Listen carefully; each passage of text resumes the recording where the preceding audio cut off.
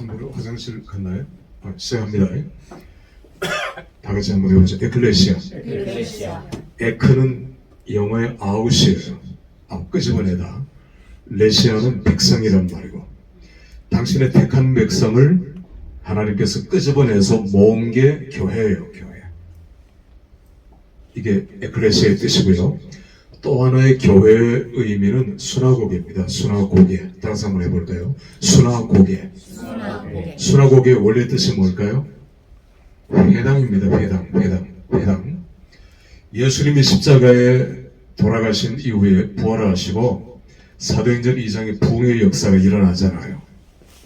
그러면서 예루살렘 안에 적어도 150개 이상의 회당이 있었어요. 그 회당들이 일시에 다 뭐로 바뀝니까? 교회로 바뀝니다. 교회. 그래서 교회를 수나고게라고도 얘기하고 에클레시아라고도 얘기하고, 이거는 보이지 않는 교회, 무형교회라고도 얘기하고, 이거는 눈에 보이는 교회, 유형교회라고도 얘기를 합니다. 그러니까 교회라고 하는 것은 장소와 성도, 하나님께서 끄집어낸 성도 두 개가 같이 존재해야 되는 거예요. 그래서 에클레시아만 너무 강조하기도 그렇고 수나고게만 너무 강조하는 것도 그렇고 두 개가 함께 강조가 되어야 되겠죠. 자, 아까로 돌아가서 우리가 흔히 바울 얘기를 하죠. 바울.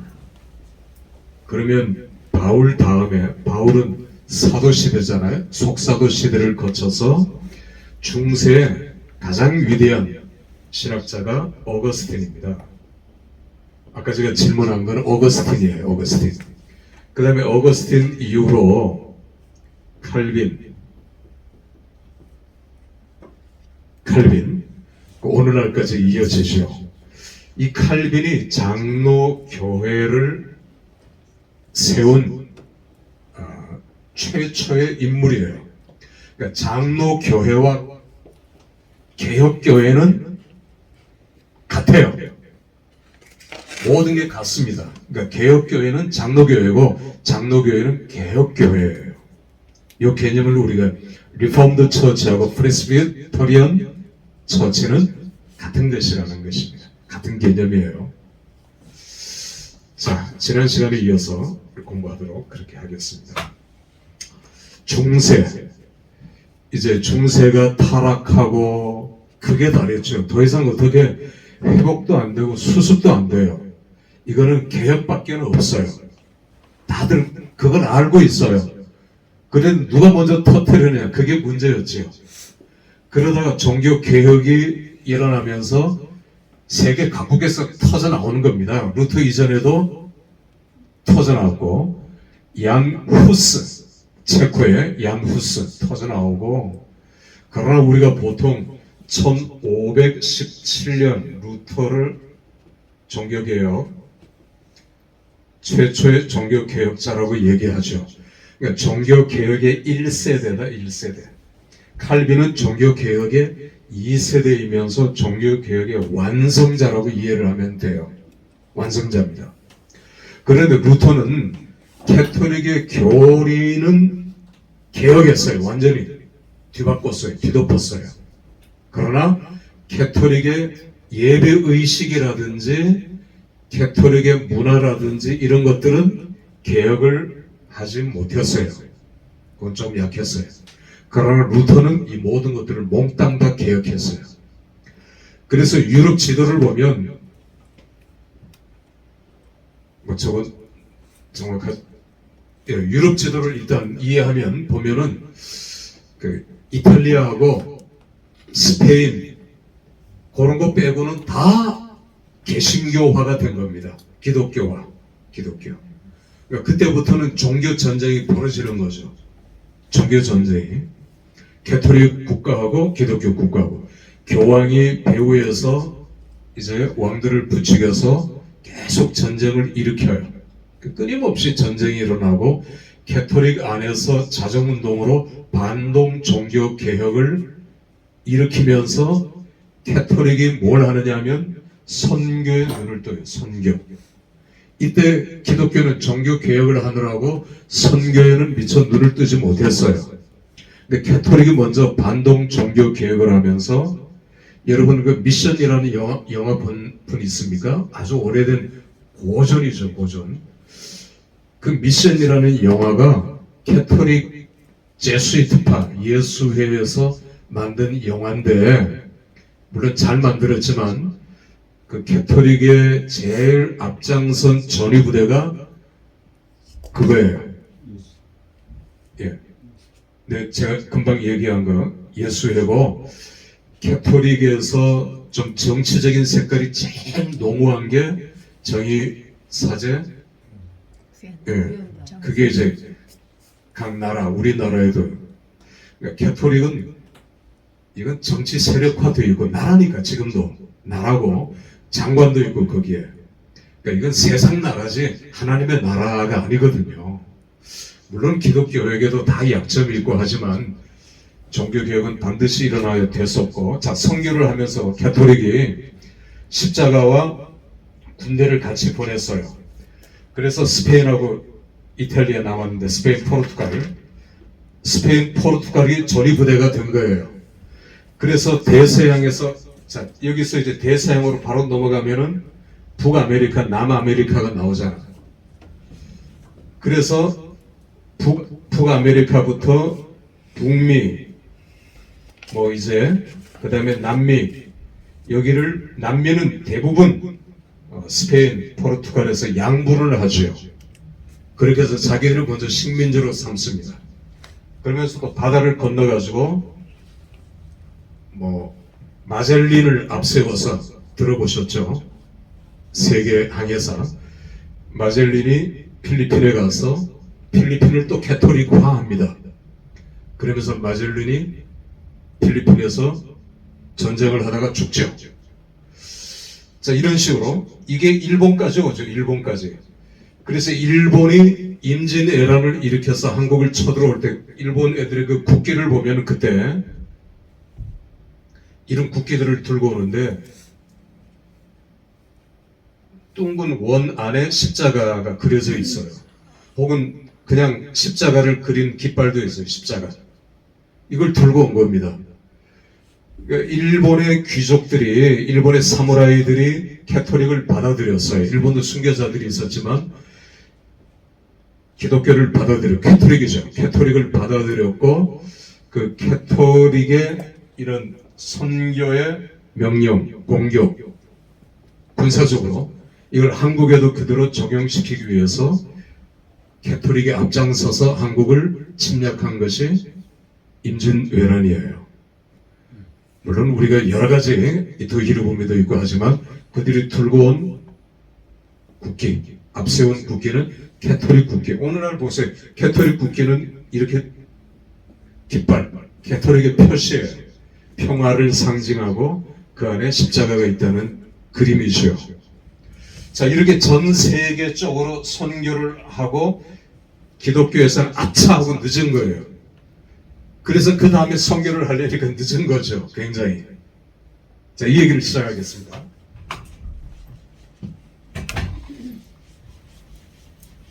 자 종교 개혁하면은 제일 먼저 얘기를 해야 될 나라가 스코틀랜드입니다. 자, 첫 번째, 스코틀랜드. 칼빈이 제네바에서 제네바 대학을, 제네바 아카데미죠, 정확하게는. 그걸 설립을 하면서 유럽 각처의 수재들이 몰려옵니다. 그러니까 도시국가 형태였기 때문에 칼빈은 제네바시의 보호를 받고 제네바는 또 그 산중에 이렇게 있기 때문에 공격하기가 어려웠어요. 그러니까 칼빈은 안전하게 자기의 사역들을 펼쳐나갈 수 있었죠.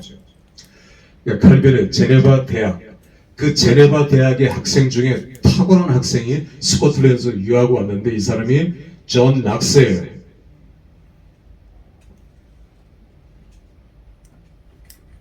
존 낙스는 원래 신부였습니다. 신부였는데 낙스가 은혜를 받고 목사가 되고 이 제네바 아카데미 수학을 했어요. 공부를 하고 칼빈의 수제자가 된 거죠. 그런 다음에 스코틀랜드로 돌아가서 온 나라를 돌아다니면서 복음을 전한 겁니다. 그래서 스코틀랜드에 가서 존 넉스가 세운 게 장로교회예요. 장로교. 그래서 장로교회 창시자 낙스라고도 얘기하지만 사실은 그 위에 있는 칼빈이거든요. 칼빈은 이 제네바 안에 피난민 교회는 유럽 각처에서 박해를 받아서 피난 온 피난민 교회는 다 지도자들입니다. 지도자들. 그 지도자들의 목회자로 누구를 세웠느냐 하면 낙스를 세웠어요. 낙스. 이게 참 중요해요. 그래서 영어 성경이 만들어졌는데 그게 제네바 성경이에요. 영어 성경이. 그러니까 이 제네바 성경이 킹 제임스 버전의 그 바로 앞에 직전에 나온 킹 제임스 버전이 이 제네바 성경을 굉장히 참조를 했죠. 그러니까 제네바 성경이 그만큼 중요한 거예요. 자, 존 녹스. 이렇게 해서 존 녹스는 스코틀랜드의 장로 교회를 세웠는데 스코틀랜드는 영국의 식민지였어요. 식민지. 영국이 매일 찝쩍거리고 매일 쳐들어오고 이렇게 하니까 스코틀랜드에서는 제임스 6세인데 영국은 당시 메리 여왕이었어요. 피의 메리라고도 불렀죠. 템즈강 물이 늘 피로 흘렸고요. 예수 믿는 사람들의 피로, 피값으로. 그러니까 메리는 그 스코틀랜드보다 더 무서운 게 낙스래요. 그러니까 낙스는 이렇게 기도했어요. 하나님 제게 스코틀랜드를 주시옵소서. 아니면 제 목숨을 거두어가 주십시오. 그러니까 낙스는 참 대단했습니다. 또 똑똑했어요. 탁월했어요. 아주 위대한 존 낙스입니다. 그만큼 메리 여왕이 존 녹스 얘기만 듣고도 벌벌벌 떨었어요. 이 메리가 죽고 난 다음에 엘리자베트, 그 다음에 여러분이 잘 아는 엘리자베트 여왕이 죽고 난 후사가 없죠. 후사가 없이 죽고 난 다음에 이 제임스 6세, 이때는 1살이었는데 이 제임스 6세가 영국의 그 왕가의 핏줄을 굉장히 중요시해요. 영국 스코틀랜드는. 그래서 영국과 스코틀랜드를 공동으로 다스리는 왕이 됩니다. 그래서 이 제임스 6세가 제임스 1세가 돼요. 제임스 1세가 바뀌어져요. 제임스 1세. 이 제임스 1세를 낙스가 보좌하고 영국의 청교도들이 보좌했어요. 청교도들이. 보좌했어요. 그러면서 우리가 성경을, 영어 성경을 이제 그 번역해서 만들어야 됩니다. 이렇게 청원을 한 거예요. 이렇게 해서 제네바 성경을 기준으로 해서 영어 성경이 만들어졌는데 이 성경이 뭡니까? 킹 제임스 버전이에요. 자, 킹 제임스 버전은 킹, 왕에게, 누구에게? 제임스에게, 제임스 왕이. 이 제임스예요, 이 제임스 왕이. 버전. 킹 제임스 왕에게 바치는 헌정하는, 그래서 흠정력이라고도 하죠. 흠정력. 이제 다 아시겠죠, 확실히. 자, 이 제임스 1세. 스코틀랜드는 장로교회가 되었고, 뭐 핍박도 있고, 이러기 여러 가지가 있었지만, 이미 다 장로교회가 됐어요. 영국은 청교도, 여러분 많이 들었죠? 청교도가 장로교입니다. 장로교. 영국은 메리 여왕 아버지가 누구였냐면 헨리 8세였어요. 헨리 8세는 부인이 캐서린인데 캐서린은 스페인 왕비예요. 스페인 출신의 공주예요. 둘이 결혼을 했어요. 정략적인 결혼이에요. 스페인하고 영국하고 서로 이제 해양을 서로 나누어 전 세계를 독점하자 해서 둘이 이제 결혼을 그렇게 한 거예요. 그런데 헨리 8세가 이제 점점 영국이 강해지니까 캐서린이 눈에 가시였어요. 그래서 캐서린과 이혼하기 위해서, 캐서린은 이혼이 안 되잖아요. 그래서 헨리 8세는 개종을 했어요. 기독교로. 그래서 영국이 기독교를 받아들였어요.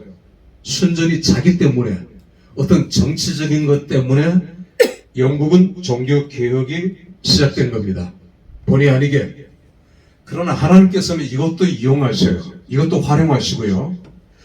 우리가 때로는 잘못을 저지르지만 하나님께서는 합력하여 그것도 선을 이루어 가셔요. 믿죠? 이게 하나님이 하시는 방법이 있어요. 그래서 영국은 종교 개혁이 이렇게 시작합니다. 헨리 8세가 얼마나 악당이었는지 굉장한 독재자입니다. 근데 종교 개혁을 시작하고 이런 건 잘했지만 헨리 8세는 수장령을 발표했어요. 수장령. 머리. 교회 수장은 왕이라는 것입니다. 이걸 받아들일 수 있나요? 교회 머리는 누굽니까? 예수 그리스도죠. 그러니까 청교도가 못 받아들인 거죠. 수장령을 발표하면서 영국은 성공회, 국교죠. 성공회, 국교로 싹 바꿨어요. 여러분 성공회를 보셔요. 예배 형식은 누구와 똑같습니까? 캐톨릭과 거의 똑같아요. 조금 다르지만 거의 똑같아요. 그러나 교리는 개신교예요.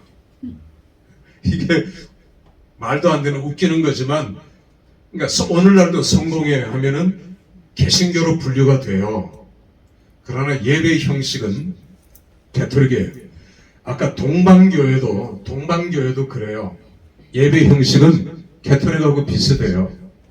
교리는 개신교지만. 그런 식으로 우리가 이해를 하면 되겠고요. 헨리 8세가 왕이 되면서 제일 먼저 한 것이 수도원의 재산을 다 뺏어버렸어요.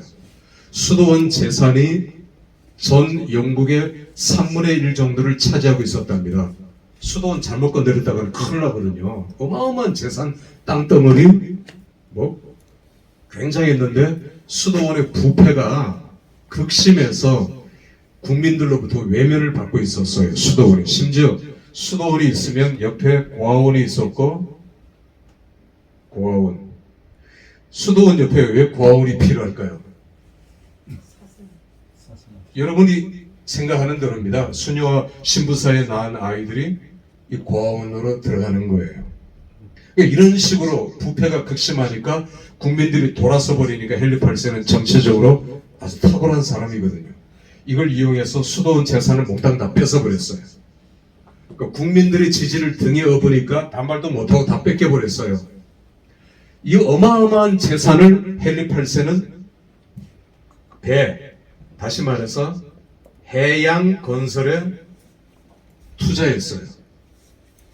해외 개척하는데, 식민지를 개발하는데, 식민지를 만드는데 이 어마어마한 돈을 썼어요. 그래서 메리를 거쳐서 그 다음에 엘리자베트 때 꽃을 피웠죠. 해가 지지 않는 나라가 될 수 있었던 이유는 엘리자베트가 잘해서가 아니라 헨리 8세가 그 기틀을 이렇게 마련해 놨기 때문입니다. 이해가 되시죠? 자, 이렇게 종교 개혁이 시작된 거예요. 그러다가 메리의 핍박, 그 다음에 아까 제임스 1세의 아들이 찰스 1세예요. 찰스 1세는 제임스 1세도 나이가 들면서 타락하기 시작했어요. 하나님을 배신했어요. 교만해서. 그런데 찰스 1세는 더 교만했어요. 찰스 1세가 더 교만했는데, 자, 제임스 1세 때 영국은 제임스 1세가 통치할 때 이렇게 했다간 영국의 기독교가 제대로 서지 못하겠다 해서 웨스트민스터 교회당입니다. 우리 방송에 사원이라고도 나오잖아요. 웨스트민스터 사원에 영국 왕가에서 결혼식을 하고 장례식을 할 때는 웨스트민스터 사원이라고 나오는데 사원이 아니거든요. 교회당입니다. 교회당. 예배당이에요. 예배당. 그 웨스트민스터 예배당에서 웨스트민스터 대소요리문답 들어보셨잖아요. 이게 장로교의 제일 중요한 교리예요. 웨스트민스터 대소요리문답 1조 1항은 뭡니까? 웨스트민스터 대소요리문답 1조 1항. 응? 인간의 제일 된 목적이 무엇이냐? 이렇게 시작해요. 우리 헌법 1조 1항과 똑같아요. 인간의 제일 된 목적이 무엇이냐? 질문, 답은 인간의 제일 된 목적은 하나님을 영화롭게 하고 그와 더불어 영원히 즐거움을 함께 나누는 것. 우리가 이건 좀 알고 있어야 돼요. 이렇게 그 웨스트민스터 대소요리문답을 만들어서 꽝꽝꽝 해서 영국이 이걸 받아들입니다. 스코틀랜드도 마찬가지. 전세 개신교 국가가 이걸 다 받아들여요. 우리도 받아들여요. 웨스트민스터 대소요리문답. 자, 그런데 영국에 침례교가 생겼어요. 침례교. 대표적인 인물이 스펄전, 찰스 스펄전 많이 들어보시죠. 위대한 설교관. 찰스 스펄전은 침례교였어요. 그래서 웨스트민스터 대소요리문답에서 장로교라는 말을 빼버리고 받아들였어요. 그러니까 찰스 스펄전이라든지 선교의 아버지 그 윌리엄 캐리 선교의 아버지거든요. 이런 사람들은 침례교였지만 개혁주의자들이었어요. 그래서 여기에 동참했죠. 그리고 한국에 와서 복음을 전한 최초의 순교자가 웨일즈 출신 영국 토마스 선교사입니다. 그러니까 영국 선교사가 한국에 와서 최초로 순교한 순교자다. 그렇게 이해하면 되겠어요. 자, 영국 그 정도로 하고요. 그 다음에 아일랜드로 세 번째 아일랜드로 넘어갑니다. 아일랜드는 영국 바로 옆에 있어요. 영국 바로 옆에 있는데 이 아일랜드도 스코틀랜드도 위에서 가깝죠. 그러니까 스코틀랜드에서 아일랜드 장로교회를 만들었어요. 장로교회.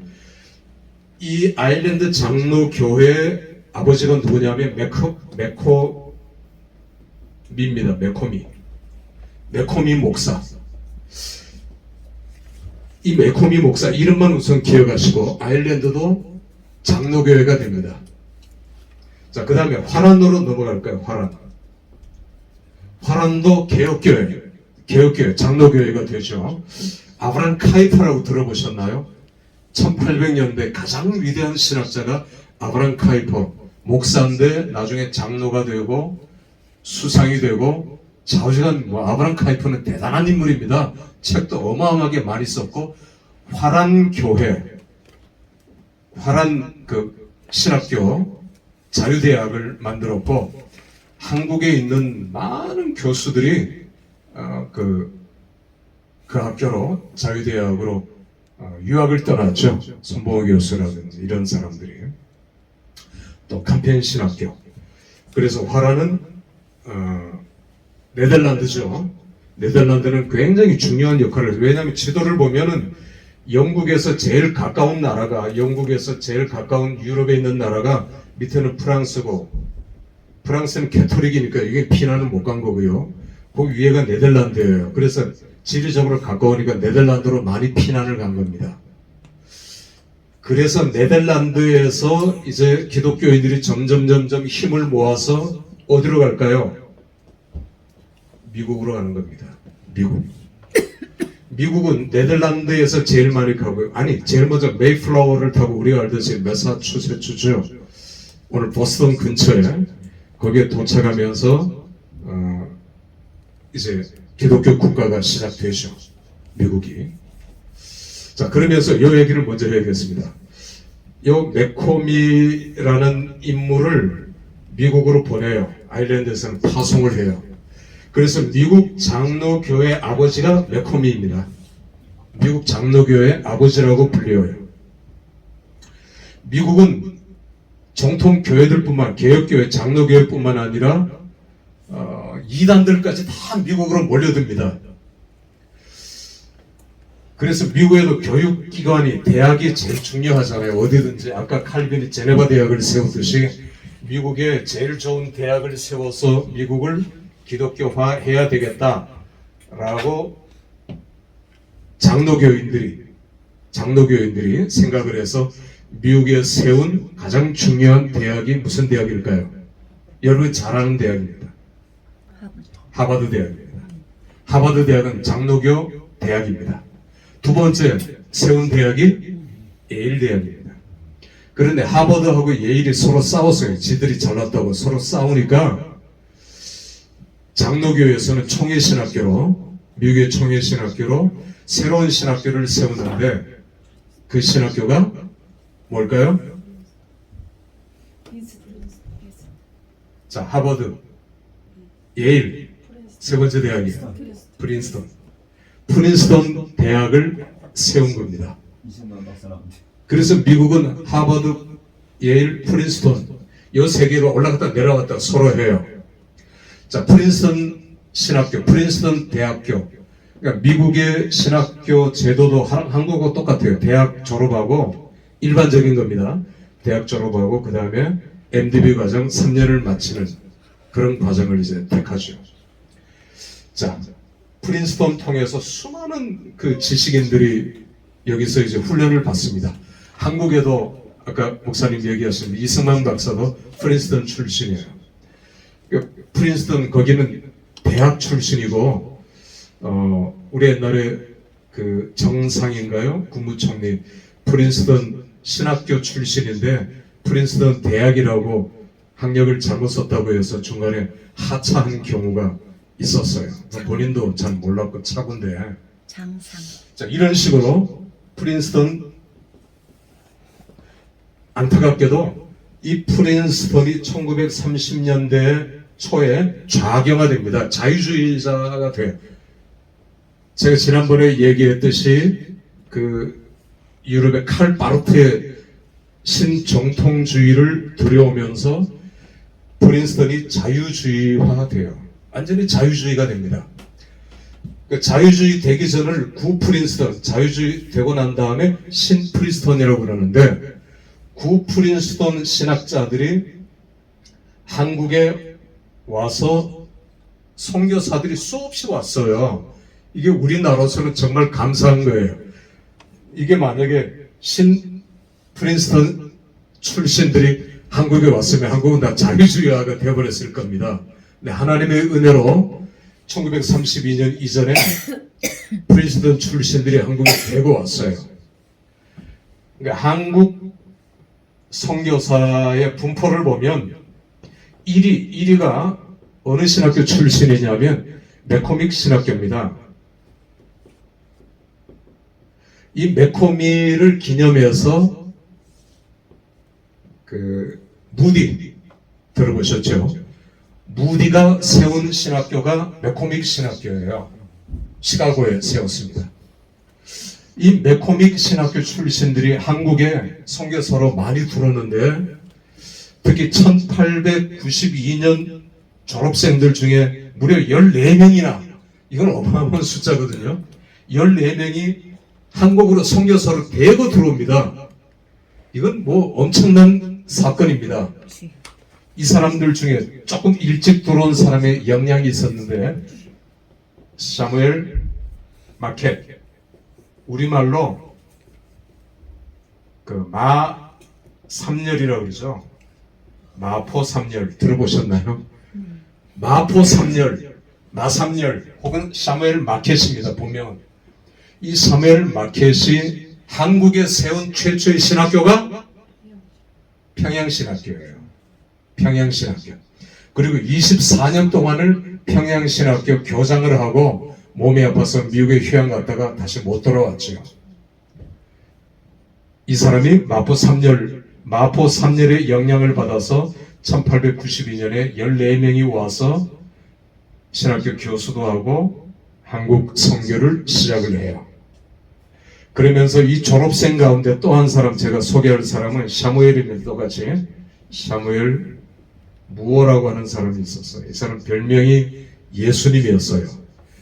백정의 아버지, 백정의 아버지. 한국 사회의 가장 밑바닥이 기생보다도 더 밑에 있고, 뭐 거지보다도 더 밑에 있는 제일 그 7계급이 이제 천민 7계급이 있어요. 무당, 이거 다 천민이었습니다. 천민들이 하는 직업이었어요. 이 7계급 중에서 맨 꼴찌 밑바닥 계급이 뭘까요? 백정입니다. 백정. 그러니까 이 백정들은 교회도 못 오는 거죠. 오고 싶어도. 얼마나 서럽겠어요. 사람들의 손가락질을 받고 그냥 가다가 때려요. 한 대 쳐요. 그 양반이 지나가다가 옆으로 이제 고개 숙이면 또 탁 치고 가고 그런 정도입니다. 근데 이 사무엘 그 무어가 백정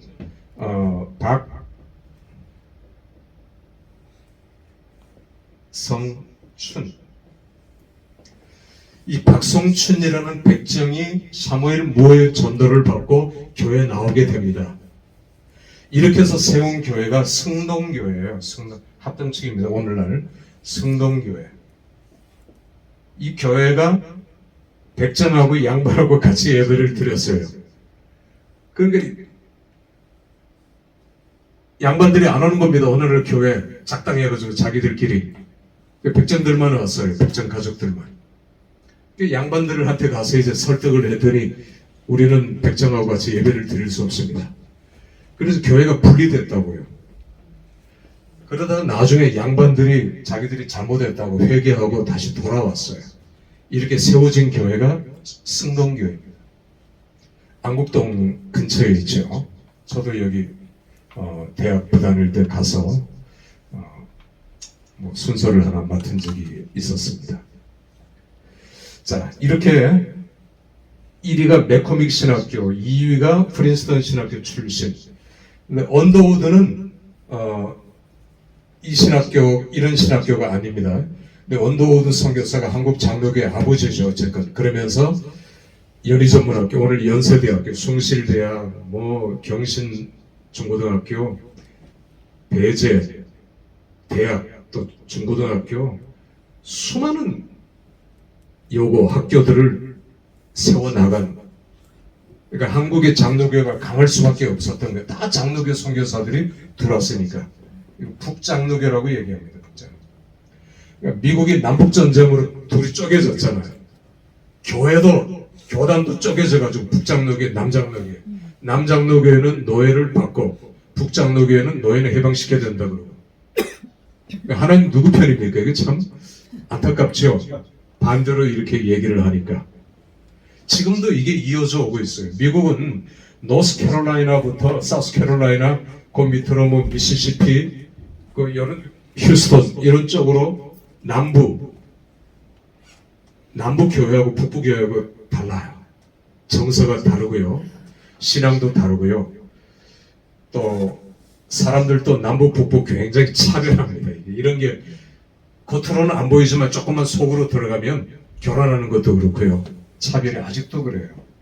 그러니까 교회가 이렇게 쪼개져 버렸으니까 북장로교, 남장. 한국은 감사하게도 북장로교가 선교를 시작했고 남장로교는 8년이 지난 다음에 한국에 들어오게 됐어요. 이게 한국 선교. 그러니까 선교에 관심 있는 분들은 한국 선교를 먼저 이해해야 돼요. 그래야 우리도 다른 나라에 가서 어떻게 선교를 해야 될지 그 해답이 나오는 겁니다. 토착화하고는 달라요. 그 문화를 이해하고 받아들이고 재해석하고 이런 것들이 반드시 필요하겠지요.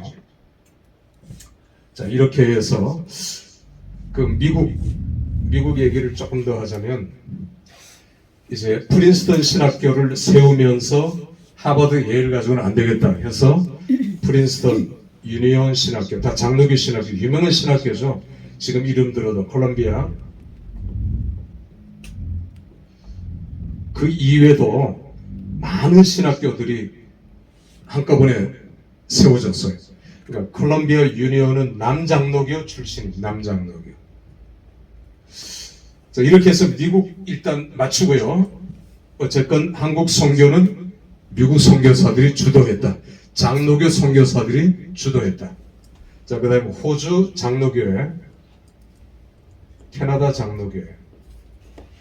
호주도 장로교회가 굉장히 강해요.